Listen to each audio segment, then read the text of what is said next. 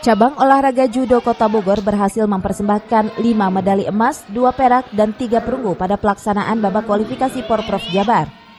3 medali emas tersebut diraih pada nomor perorangan putra oleh M. Fatur Rahman, M. Rafiansyah, dan Rasyako Dildara.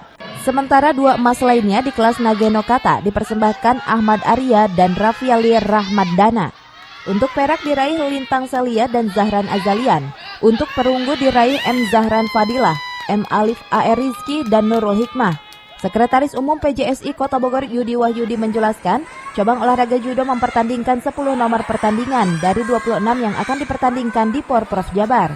Capaian ini menurut Yudi adalah modal penting bagi PJSI Kota Bogor untuk mempertahankan juara umum seperti di Porda 2018. Pelaksanaan babak kualifikasi cabang olahraga judo Porprov Jawa Barat 14 tahun 2021 ini bagi kami bukan saja dijadikan sebagai upaya meloloskan atlet, akan tetapi sampai sejauh mana memperkuat prediksi dan potensi pencapaian target medali.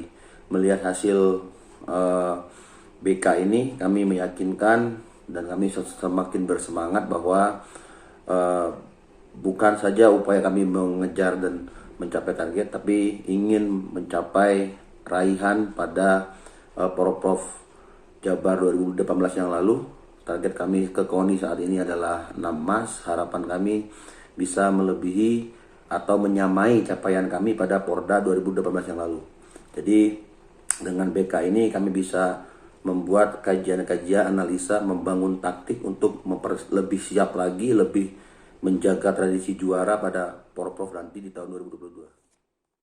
Dari Kota Bogor, Cevi Suryadi melaporkan.